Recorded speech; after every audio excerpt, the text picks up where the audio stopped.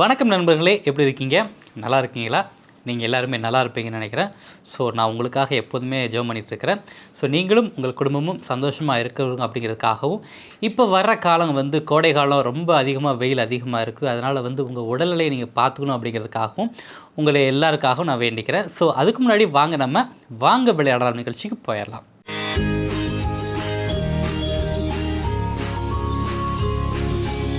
So போன எபிசோடில் நம்ம கேட்ட முதல் கொஸ்டின் என்ன அப்படின்னா, கருப்பு அன்னப்பறவைகள் காணப்படும் இடம் எது அப்படிங்கிற ஒரு கொஸ்டின் கேட்டிருந்தோம். அதாவது கருப்பு அன்னப்பறவைகள் காணப்படும் இடம் எது அப்படிங்கிற ஒரு கொஸ்டின் கேட்டிருந்தோம்.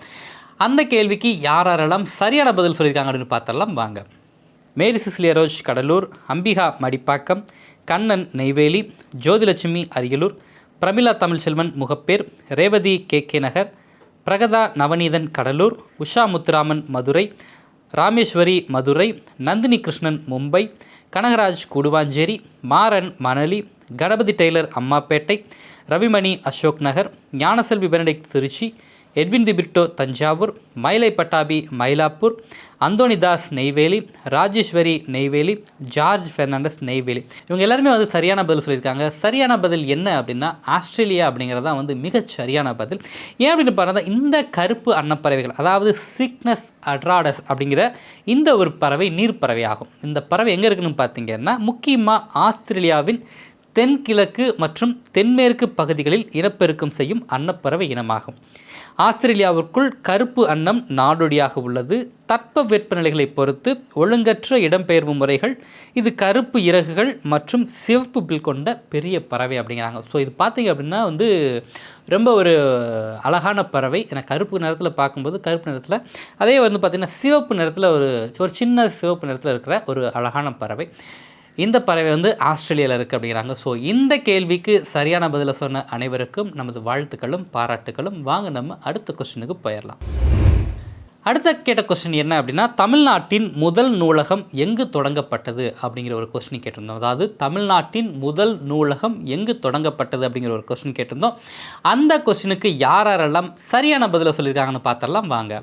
மேரி Cecilia Rose Cuddalore, Kannan Neyveli, Pramila Tamilselvan Mogappair, Revathi K Nagar, Pragatha Navaneethan Cuddalore, Usha Muthuraman Madurai, Rameswari Madurai, Nandini Krishnan Mumbai, Kanagaraj Guduvancheri, Maran Manali, Ganapathi tailor Ammapettai, Gnanaselvi Benedict Trichy, Edwin De Britto Thanjavur, Mylai Pattabi Mylapore, Anthonydas Neyveli, Rajeswari Neyveli, George Fernandes Neyveli.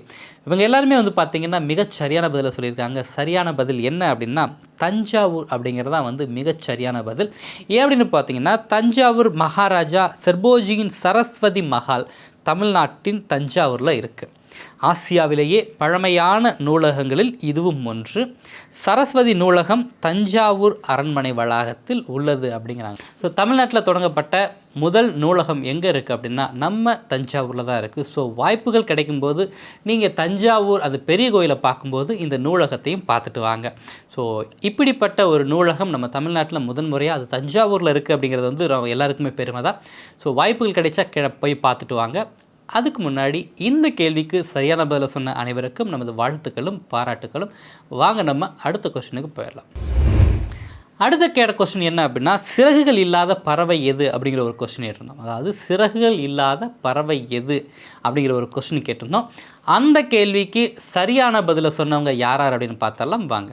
மேரி Cecilia Rose Cuddalore, Ambika Madipakkam, Kannan Neyveli, Jothilakshmi Ariyalur, Pramila Tamilselvan Mogappair, Revathi K Nagar, Pragatha Navaneethan Cuddalore, Usha Muthuraman Madurai, Rameswari Madurai, Nandini Krishnan Mumbai, Kanagaraj Guduvancheri, Maran Manali, Ganapathi tailor Ammapettai, Ravimani Ashok Nagar, Gnanaselvi Benedict Trichy, Edwin De Britto Thanjavur, Mylai Pattabi Mylapore, Anthonydas Neyveli, Rajeswari Neyveli, George Fernandes Neyveli. இவங்க எல்லாருமே சரியான பதில் சொல்லியிருக்காங்க. சரியான பதில் என்ன அப்படின்னா கிவி அப்படிங்கிறது தான் சரியான பதில். ஏன் அப்படின்னு பார்த்தோம்னா, இந்த கிவி நியூசிலாந்தின் இயற்கையான பறக்க முடியாத ஒரு பறவை அப்படின்னு சொல்கிறாங்க. அப்படி பார்க்கும்போது இவங்களுக்கு இந்த பறவைக்கு இறக்கைகள் இருக்குது, ஆனால் பறக்க முடியாது. ஆனால் பார்த்திங்கன்னா இந்த இறக்கை ரொம்ப சின்னதாக இருக்கனால இந்த உடலோட விட பார்த்திங்கன்னா இந்த கிவி பறவையோட சிறகு வந்து ரொம்ப சின்னதாக இருக்குமா.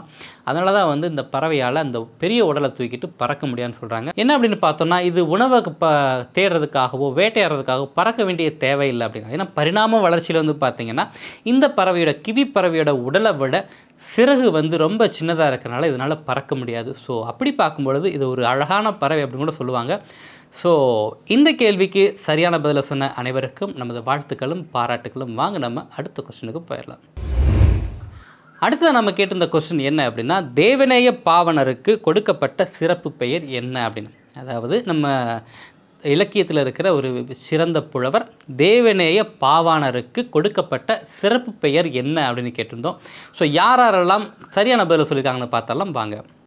மேரி Cecilia Rose Cuddalore, Ambika Madipakkam, Kannan Neyveli, Jothilakshmi Ariyalur, Pramila Tamilselvan Mogappair, Revathi K Nagar, Pragatha Navaneethan Cuddalore, Usha Muthuraman Madurai, Rameswari Madurai, Nandini Krishnan Mumbai, Kanagaraj Guduvancheri, Maran Manali, Ganapathi tailor Ammapettai, Ravimani Ashok Nagar, Gnanaselvi Benedict Trichy, Edwin De Britto Thanjavur, Mylai Pattabi Mylapore, Anthonydas Neyveli, Rajeswari Neyveli, George Fernandes Neyveli.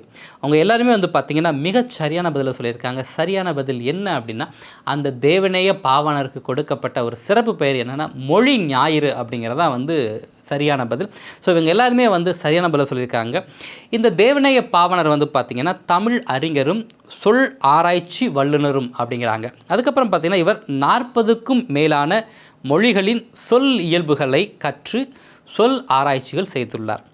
Maraimalai அடிகளார் வழியில் நின்று தனித்தமிழ் இயக்கத்திற்காக உழைத்தார். இவரது தமிழ் அறிவும் பன்மொழியியல் அறிவும் கருதி இவரின் மாணாக்கர் பாவலேறு அதாவது பெருஞ்சித்திரனார் இவருக்கு மொழி ஞாயிறு தேவநேய பாவாணர் அப்படிங்கிற ஒரு பெயரை சூட்டியிருக்கிறாரு. ஸோ அப்படி பார்க்கும்போது தமிழ் இலக்கியத்துக்கு கிடைத்த ஒரு மிகச்சிறந்த ஒரு படைப்பாளி யாருன்னா இந்த தேவநேய பாவாணர் தான். அவருக்கு வந்து இந்த பேரை கொடுத்தது யாருன்னா பெருஞ்சித்தினார் தான் வந்து இந்த மொழி ஞாயிறு அப்படிங்கிற ஒரு பேரை கொடுத்துருக்கிறாரு. ஸோ அப்படி பார்க்கும் பொழுது இவ்வளவு புலவர்கள் புலமை மிக்க சொல் ஆராய்ச்சியாளர்கள் நம்ம தமிழ் இலக்கியத்தில் இருக்காங்கிறது நமக்கு எல்லாத்துக்குமே பெருமை தான். ஸோ இந்த கேள்விக்கு சரியான பதிலை சொன்ன அனைவருக்கும் நமது வாழ்த்துக்களும் பாராட்டுகளும். வாங்க நம்ம அடுத்த கொஸ்டினுக்கு போயிடலாம். அடுத்த கேள்வி என்ன அப்படின்னா, 2 படங்களை வச்சு அதுக்கு சரியான பழமொழி கண்டுபிடிக்கிறது தான் அந்த கேள்வி. ஸோ இதுக்கு இந்த படத்தை பார்த்து யாரெல்லாம் சரியான பழமொழி சொல்லியிருக்காங்கன்னு பார்த்தலாம் வாங்க.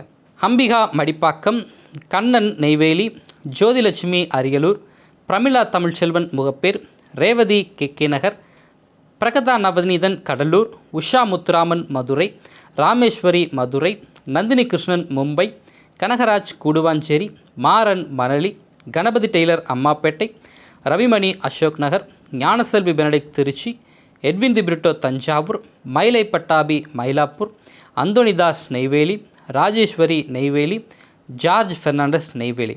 இவங்க எல்லாருமே வந்து சரியான பதிலை சொல்லியிருக்காங்க. அந்த படங்களை பார்த்து அதுக்கு சரியான பழமொழி என்ன அப்படின்னா, காய்த்த மரமே கல்லடிபடும் அப்படிங்கிறதா வந்து அதுக்கு சரியான பழமொழி.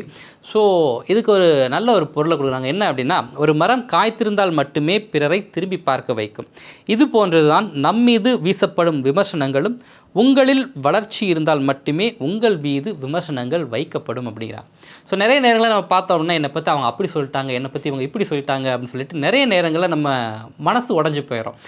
ஆனால் வந்து பார்த்திங்கன்னா எந்த மரத்தில் இப்போ சொல்லுவாங்களே பழமொழி சொல்கிறாங்க இல்லையா, காய்த்த மரம் தான் கல்லடிப்படும். மாங்காய் இருந்தால் தான் அந்த மாங்காய் மரத்து மேலே கல்லடி போட்டு கல்லை வீசி மாங்காய் கிடைக்குமா அப்படின்னு தேடுவாங்க. ஸோ அதே போல் பார்த்திங்க அப்படின்னா யார் நல்ல வளர்ச்சி அடைஞ்சிருக்காங்களோ அவங்களுக்கு தான் அதிகமான விமர்சனங்கள் வரும். ஸோ நம்மளும் நமக்கு வந்து பார்த்திங்கன்னா விமர்சனங்கள் வரும் பொழுது நம்ம முன்னேறி போய்கிட்டே இருக்கிறோம் அப்படின்னு அர்த்தம். நமக்கு பின்னாடி நிறைய பேர் பேசுகிறாங்க அப்படின்னா என்ன அர்த்தம்னா நம்ம அவங்களுக்கு முன்னாடி இருக்கிறோன்னு அர்த்தம். ஸோ அதனால தான் வந்து பார்த்திங்கன்னா நிறைய நேரங்களில் நம்ம பலருடைய விமர்சனங்களுக்கு காது கொடுக்கக்கூடாது அப்படிங்கிறாங்க. ஏன்னா நிறைய பேரோட விமர்சனங்களுக்கு நம்ம காது கொடுத்து கேட்டோம்னா நம்முடைய முன்னேற்ற பாதை தடைபடும் அப்படின்னு சொல்கிறாங்க. ஸோ அதனால் வந்து உங்களுக்கு விமர்சனங்கள் வந்தால் நீங்கள் தெரிஞ்சுக்க வேண்டியது ஒன்று தான், நீங்கள் முன்னேறி போய்கிட்டே இருக்கீங்கன்னு அர்த்தம். ஸோ அதுதான் வந்து இந்த பழமொழிக்கு ஒரு அழகான அர்த்தம். ஸோ இந்த பழமொழிக்கு சரியான பதிலை சொன்ன அனைவருக்கும் நமது வாழ்த்துக்களும் பாராட்டுகளும். வாங்க நம்ம அடுத்த கொஸ்டினுக்கு போயிடலாம். அடுத்த கொஸ்டின் என்ன கேட்டிருந்தோம் அப்படின்னா, ஒரு படத்தை பார்த்து அந்த படத்தில் இருக்கிறவர் யார் அப்படிங்கிற மாதிரி நம்ம யூஸ்வலாக கேட்டுட்ருக்குறோம். ஸோ போன எபிசோட்லேயும் நம்ம ஒருத்தருடைய படத்தை காட்டினோம். அவர் யார் அப்படிங்கிறத நம்ம கண்டுபிடிக்க போகிறோம். ஸோ யாரெல்லாம் அவர் சரியான பெயரை யார் கண்டுபிடிச்சிருக்காங்கன்னு பார்த்தலாம் வாங்க. Mary Cecilia Rose Cuddalore, Ambika Madipakkam, Kannan Neyveli, Jothilakshmi Ariyalur, Pramila Tamilselvan Mogappair, Pragatha Navaneethan Cuddalore, Usha Muthuraman Madurai, Rameswari Madurai, Nandini Krishnan Mumbai, Kanagaraj Guduvancheri, Maran Manali, Ganapathi tailor Ammapettai, Ravimani Ashok Nagar, Gnanaselvi Benedict Trichy, Edwin De Britto Thanjavur, Mylai Pattabi Mylapore, Anthonydas Neyveli, Rajeswari Neyveli, George Fernandes Neyveli. இவங்க எல்லாருமே மிகச் சரியான பதிலை சொல்லியிருக்காங்க. அந்த படத்தில் இருக்கிறவர் யார் அப்படின்னா கர்னல் குமார் ஸ்ரீ சர் ரஞ்சித் சின்ஹாஜி விபாஜி அப்படிங்கிறவர் தான் அந்த படத்தில் இருக்கிறவர். இவர் பார்த்திங்கன்னா ஒரு இந்திய கிரிக்கெட் வீரர். பார்த்திங்கன்னா 1907 1933 வரைக்கும் இந்திய சமஸ்தானமான நவநகரின் ஆட்சியாளரானார். சர்வதேச கிரிக்கெட்டில் விளையாடிய முதல் இந்தியரும் இவர் தான் அப்படின்னு சொல்கிறாங்க. ஸோ அப்படி பார்க்கும்பொழுது பார்த்திங்கன்னா சர்வதேச அளவில் கிரிக்கெட்டில் விளையாடின முதல் பிளேயர் இவர் தான். அப்படி பார்த்திங்கன்னா அன்றைய இந்திய கிரிக்கெட்டில் மரியாதைக்குரிய நபருமான குமார் ஸ்ரீ ரஞ்சித் சிங் ஜியை கௌரவிப்பதற்காக அதன் தற்போதைய பெயர் ரஞ்சி டிராஃபியை பெற்றது. கோப்பையை பாட்டியாலா மகாராஜா பூபிந்தர் சிங் நன்கொடையாக வழங்கினார் அப்படிங்கிறது வரலாறு. ஸோ அப்படி பார்த்தோம்னா இந்த ரஞ்சி கோப்பை அப்படிங்கிறதே இவர் பேரில் தான் வந்திருக்கு அப்படிங்கிறாங்க. ஸோ இது ஒரு ஆச்சரியமான விஷயம் தான். அதே போல் புது தகவல், எனக்கு இது ஒரு புது தகவல் தான். ஸோ எனக்கும் இப்போது கிடைச்ச மாதிரி உங்களுக்கும் நிறைய பேருக்கு இந்த தகவல் கிடைச்சிருக்குன்னு நினைக்கிறேன். ஸோ அப்படி பார்க்கும்போது இந்த கேள்விக்கு சரியான பதிலை சொன்ன அனைவருக்கும் நமது வாழ்த்துக்களும் பாராட்டுகளும். வாங்க நம்ம அடுத்த பகுதிக்கு போயிடலாம். அடுத்த பகுதியில் நம்ம கேட்குறது என்ன அப்படின்னா ஒரு விடுகதை இல்லாட்டி ஒரு புதிர் தான். ஸோ அப்படி பார்க்கும்பொழுது போன இதில் நம்ம கேட்டிருந்த புதிர் என்ன அப்படின்னா பூவோடு பிறந்து நாவோடு கலந்து விருந்தாவான் மருந்தாவான் அவன் யார் அப்படின்னு கேட்டிருந்தோம். அதாவது பூவோடு பிறந்து நாவோடு கலந்து விருந்தாவான் மருந்தாவான் அவன் யார் அப்படின்னு கேட்டிருந்தோம். ஸோ யாரெல்லாம் இந்த ஒரு புதிருக்கு சரியான பதில் சொல்லியிருக்காங்கன்னு பார்த்தலாம் வாங்க. Mary Cecilia Rose Cuddalore, Ambika Madipakkam, Kannan Neyveli, Jothilakshmi Ariyalur, Pramila Tamilselvan Mogappair, Revathi K Nagar, Pragatha Navaneethan Cuddalore, Usha Muthuraman Madurai, Rameswari Madurai, Nandini Krishnan Mumbai, Kanagaraj Guduvancheri, Maran Manali, Ganapathi tailor Ammapettai, Ravimani Ashok Nagar, Gnanaselvi Benedict Trichy, Edwin De Britto Thanjavur, Mylai Pattabi Mylapore, Anthonydas Neyveli, Rajeswari Neyveli, George Fernandes Neyveli. So இந்த விடுகதைக்கு சரியான பதில் என்ன அப்படின்னா தேன் அப்படிங்கிறதா சரியான பதில். ஏன் அப்படின்னா பூவோடு பிறந்து அப்படின்னு பார்த்தோம்னா நிறைய இந்த தேனீகள் நிறைய தேனை எங்கேருந்து சேகரிக்குன்னா பூக்களிருந்து தான் சேகரிக்கும். ஸோ அதனால் பார்த்தீங்க அப்படின்னா பூவிலேருந்து தேனை சேகரித்து அதை நமக்கு தேனாக கொடுக்குது. அது நமக்கு ரொம்ப இனிமையாகவும் இருக்குது. அதே சமயத்தில் பார்த்திங்கன்னா பல மருத்துவ குணங்களையும் தேன் கொண்டு இருக்குது அப்படின்னு சொல்கிறாங்க. ஏன்னா சித்த வைத்திலையும் சரி ஆயுர்வேதத்துலையும் சரி என்ன பண்ணுவாங்கன்னா தேனோடு கலந்து சாப்பிடுங்க அப்படிம்பாங்க. ஸோ அப்படி பார்க்கும் பொழுது மிகப்பெரிய ஒரு மருத்துவ பயனை கொண்டது தான் அந்த தேன்.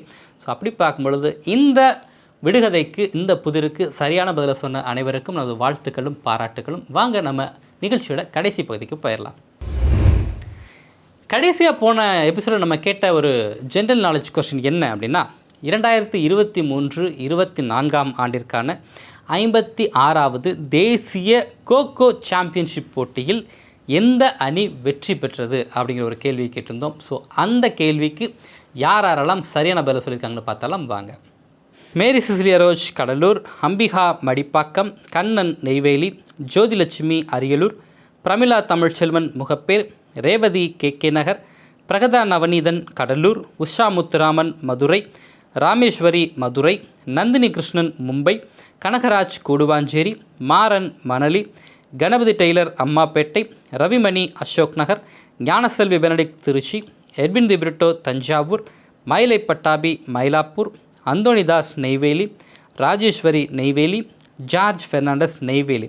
ஸோ சரியான பதில் என்ன அப்படின்னா பார்த்திங்கன்னா மகாராஷ்டிரா அணி தான் அந்த கோப்பையை வெற்றி பெற்று அந்த கோப்பையை கைப்பற்றியிருக்கிறாங்க. ஸோ இந்த கேள்விக்கு சரியான பதிலை சொன்ன அனைவருக்கும் நமது வாழ்த்துக்களும் பாராட்டுக்களும். ஸோ நெக்ஸ்ட் எபிசோடுக்கான கொஸ்டினை பார்க்குறதுக்கு முன்னாடி நம்ம ஸ்கோர் போர்டில் யாரெல்லாம் ஹையஸ்டில் இருக்காங்கன்னு பார்த்தலாம் வாங்க. Kannan Neyveli, Pramila Tamilselvan Mogappair, Pragatha Navaneethan Cuddalore, Usha Muthuraman Madurai, Rameswari Madurai, Nandini Krishnan Mumbai, Kanagaraj Guduvancheri, Maran Manali, Ganapathi tailor Ammapettai, Mary Cecilia Rose Cuddalore, Ambika Madipakkam, Jothilakshmi Ariyalur, Revathi K K Nagar, Gnanaselvi Benedict Trichy, Edwin De Britto Thanjavur, Ravimani Ashok Nagar, Mylai Pattabi Mylapore, Anthonydas Neyveli, Rajeswari Neyveli, George Fernandes Neyveli. இவங்க எல்லாருமே வந்து பார்த்திங்கன்னா நம்ம ஸ்கோர் கார்டில் முன்னணியில் இருக்காங்க. இவங்களுக்கு நமது வாழ்த்துக்களும் பாராட்டுகளும். தொடர்ந்து இவங்க வந்து பார்த்திங்க அப்படின்னா வந்து இன்னும் அதிகமாக வந்து நம்ம நிகழ்ச்சியில் பங்கெடுத்துட்டு வர்றாங்க. அதுக்காக இவங்களுக்கு சிறப்பான பாராட்டுகளும் கூட. ஸோ வாங்க நம்ம அடுத்த எபிசோடுக்கான கொஸ்டின் என்னென்னு அப்படின்னு பார்த்துடலாம். அடுத்த எபிசோடுக்கான முதல் கொஸ்டின் என்ன அப்படின்னா, இந்தியாவின் தேசிய காய்கறி எது? அதாவது இந்தியாவின் தேசிய காய்கறி எது அப்படிங்கிறது தான் கொஸ்டின். யூஸ்வலாக வந்து பார்த்திங்கன்னா தேசிய மலர் தெரியும், தேசிய விலங்கு தெரியும். ஆனால் இது என்ன புதுசாக தேசிய காய்கறின்னு இருக்கா அப்படின்னு கேட்டிங்கன்னா இருக்குது. அது என்ன அப்படிங்கிறது தான் கொஸ்டின்.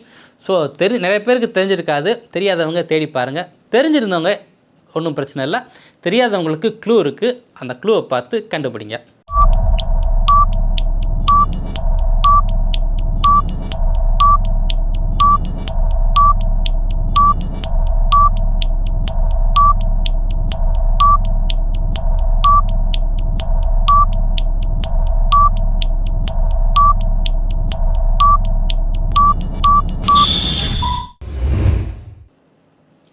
அடுத்த கொஸ்டின் என்ன அப்படின்னா, வரதன் என்ற இயற்பெயர் கொண்ட புலவர் யார்? அதாவது வரதன் என்ற இயற்பெயர் கொண்ட புலவர் யார் அப்படிங்கிறதா உங்களுக்கான கொஸ்டின். ஸோ இது வந்து புலவர் இலக்கியம் படிச்சிருந்தீங்கன்னா நிறைய பேருக்கு தெரிஞ்சிருக்கும். இருந்தாலும் தெரியாதவங்களுக்கு க்ளூ இருக்குது. அந்த க்ளூவை பார்த்து கண்டுபிடிங்க.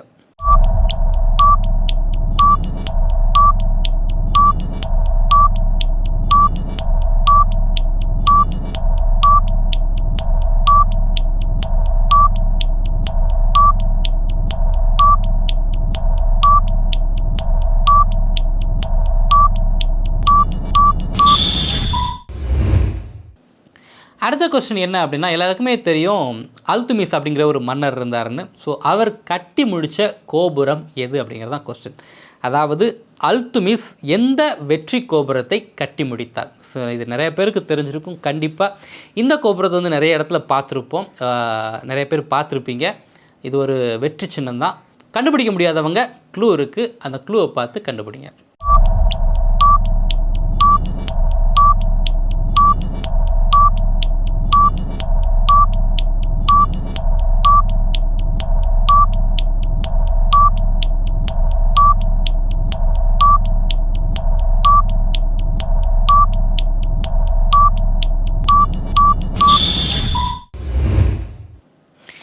அடுத்த கொஸ்டின் என்ன அப்படின்னா, இந்தியாவில் ஜவுளி தொழில் அதிகம் உள்ள நகரம் எது அப்படிங்கிறதா வந்து கேள்வி.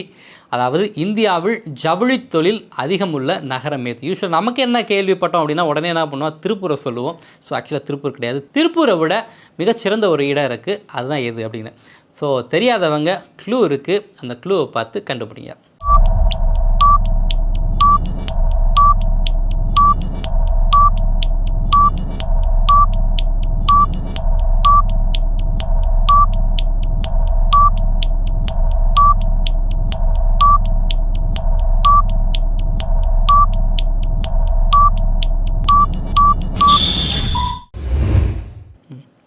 ஸோ அடுத்தது நம்ம எப்போதுமே வந்து பார்க்குறது தான் 2 படங்களை வச்சு அதுக்கு சரியான பழமொழி சொல்கிறது. ஸோ இதில் 2 படங்கள் கொடுத்துருக்கு. இந்த படத்துக்கு சரியான பழமொழியும் சொல்ல வேண்டியது உங்கள் கடமை. ஸோ படத்தை பாருங்கள், அதுக்கு சரியான பழமொழியை நீங்கள் தான் சொல்லணும்.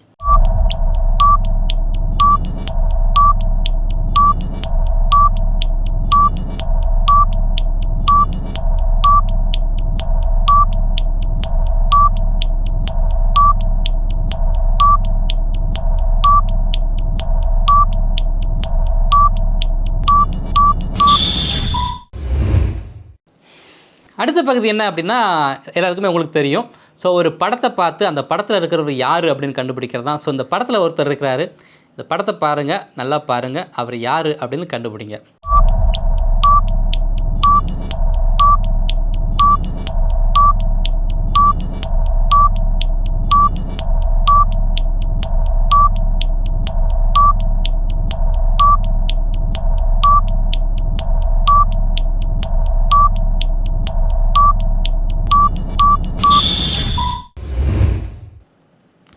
அடுத்த பகுதி என்ன அப்படின்னா ஒரு விடுகதை இல்லாட்டி ஒரு புதிர். ஸோ அந்த புதிர் என்ன அப்படின்னா, கையில்லாமல் நீந்துவான், கால் இல்லாமல் ஓடுவான், அவன் யார்? அதை திரும்ப சொல்கிறேன். கையில்லாமல் நீந்துவான், கால் இல்லாமல் ஓடுவான், அவன் யார்? அப்படிங்கிறதான் வந்து இந்த எபிசோடுக்கான விடுகதை. ஸோ கண்டுபிடிங்க. கண்டுபிடிச்சிட்டு உடனே எங்களுக்கு இந்த விடுகதைக்கான ஆன்சர் அனுப்புங்க. ஸோ வாங்க நம்ம கடைசி பகுதிக்கு போயிடலாம். கடைசி பகுதி என்ன அப்படின்னா ஒரு ஜென்ரல் நாலேஜ் கொஸ்டின் தான். ஸோ அந்த வகையில் இன்றைக்கி நம்ம கேட்க போகிற ஜென்ரல் நாலேஜ் கொஸ்டின் என்ன அப்படின்னா, ஐக்கிய அரபு அமீரகத்திற்கு கூடுதலாக 10,000 டன் வெங்காயம் ஏற்றுமதி செய்ய எந்த நாடு அனுமதித்துள்ளது? திரும்ப சொல்கிறேன். ஐக்கிய அரபு அமீரகத்திற்கு கூடுதலாக 10,000 டன் வெங்காயம் ஏற்றுமதி செய்ய எந்த நாடு அனுமதித்துள்ளது? இதுதான் வந்து உங்களுக்கான ஜென்ரல் நாலேஜ் கொஸ்டின். ஸோ நீங்கள் செய்ய வேண்டியது ஒன்றே ஒன்று தான். நிறைய பேருக்கு இந்த ஆன்சர் நான் சொல்லும்போதே தெரிஞ்சிருக்கும். தெரியாதவங்க க்ளூ இருக்குது. ஒரு சில கொஸ்டினுக்கு மட்டும்தான் க்ளூ இல்லை, மற்ற எல்லாத்துக்குமே க்ளூ இருக்குது. கண்டுபிடிங்க. கண்டுபிடிச்சிட்டு நீங்கள் செய்ய வேண்டியது ஒன்றே ஒன்று தான். உங்களுடைய பதில்கள் எல்லாத்தையுமே வந்து பார்த்தீங்கன்னா எங்களுடைய வாட்ஸ்அப் நம்பருக்கு வியாழக்கிழமை சாயந்தரம் 5 மணிக்குள்ளே நீங்கள் அனுப்பணும். ஸோ அதுவரை உங்களிடமிருந்து விடைபெறுவது நான் உங்கள் அருட்பணி ஜான்சன். நன்றி, வணக்கம்.